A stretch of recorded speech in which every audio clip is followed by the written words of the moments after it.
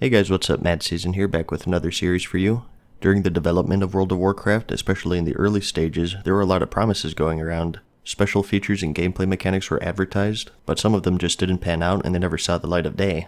So in this video, I wanted to show you 5 of those things to give you an idea of what could have been.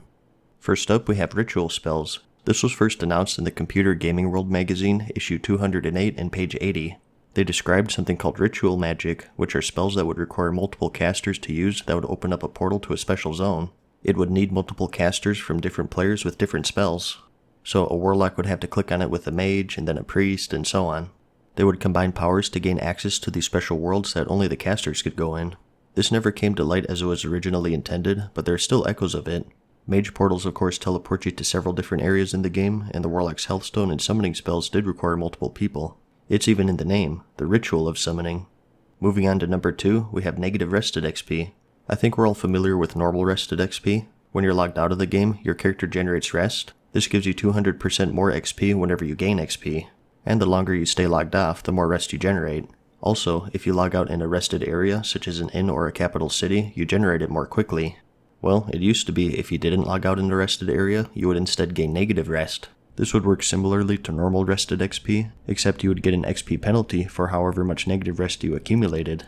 This was scrapped because one of WoW's selling points was that they wanted it to be less hardcore than some of the other MMOs out at the time, and they didn't want to penalize you too much. For number 3, we have the Shattrath raid. Fast forwarding to more recent content here, this was one of the many things cut from the Warlords of Draenor expansion.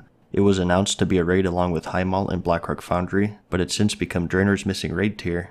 Instead of turning it into a raid, they just threw a giant pink bubble over it and made it into a part of your garrison campaign quest. Some people speculated that it was dropped by the team so that they could focus their efforts on the garrison system of Draenor. This was always a reasoning why they didn't want to add player housing into the game, and sure enough, if you go to the graveyard of the Alliance garrison, you'll notice one named Ray D tier. And for number 4, since we're on the subject of Draenor, let's talk about the Zangarmarsh zone. For those of you not big on the story of this game, Draenor is the Outlands before they became the Outlands. Some of the zones you got to see what they were like before they were twisted, but Zangarmarsh was the one that was left out. It wasn't going to be a fully fledged zone, but there were rumors that it would have had something to do with your garrison. If you go to the zone now, you can see signs of early stages of development, and funny enough, it even has its own song. And it was supposed to have its own world boss, the Fungal Whale, but once again, it was just another victim of the Draenor content cut. Trust me, there was so much cut from that expansion, I could have made this video all about it. And lastly, for number 5, we have the old survival skills profession from the original alpha. This is a scrapped profession that would allow you to create campfires and torches to lead your way.